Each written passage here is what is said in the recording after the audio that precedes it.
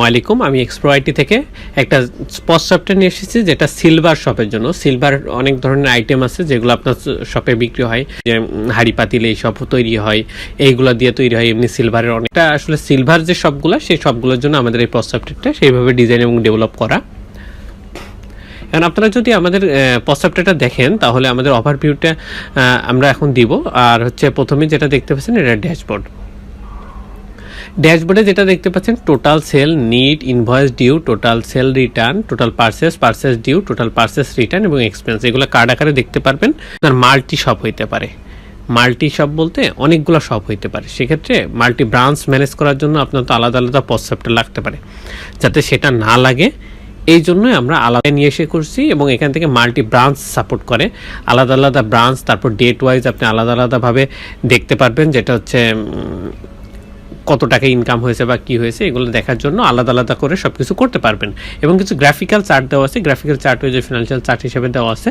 এবং যদি আমরা ইউজার মডিউলে যাই, আমার অনেকগুলো মডিউল আছে, তার মধ্যে প্রথমে আমরা যদি যাই ইউজার মডিউলে ইউজার চার্টটা আছে, সেখানে অনেকগুলো ইউজারের লিস্ট আকারে শো হবে।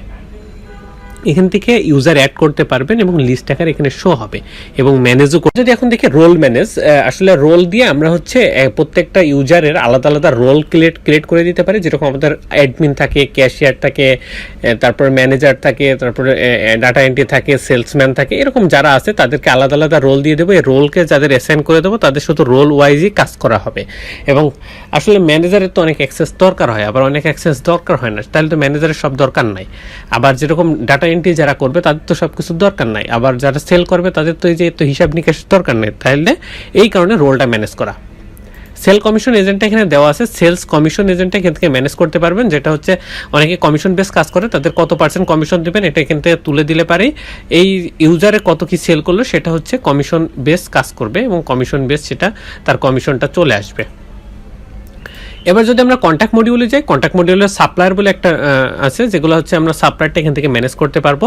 তারপর কাস্টমার আছে, কাস্টমারগুলো এখান থেকে আমরা ম্যানেজ করতে পারবো। এবং কাস্টমার গ্রুপ আছে, আসলে কাস্টমারগুলো যেগুলো থাকবে তারা আমাদের কাছ থেকে অনেক কিছু কেনাকাটা করে, এবং সেই ক্ষেত্রে আমরা অনেক সময় তাদেরকে ডিসকাউন্ট দিতে পারি বা অনেক অফার দিতে পারি। সেটা আমরা প্রত্যেকটা কাস্টমারকে আলাদা আলাদা করে না দিয়ে একটা গ্রুপ করে দিব। গ্রুপের আন্ডারে আমরা সেই অফারটা দিলে ওই গ্রুপের আন্ডারে যতগুলো কাস্টমার আছে সেগুলা এনজয় করতে পারবে এই অফারগুলা। তারপর ইম্পোর্ট কন্ট্যাক্টগুলো হচ্ছে যে ইম্পোর্ট কন্ট্যাক্ট করবে সেটা হচ্ছে বাল্ক আকারে যে এক্সেল ফাইল এটার আপলোড করতে পারবো।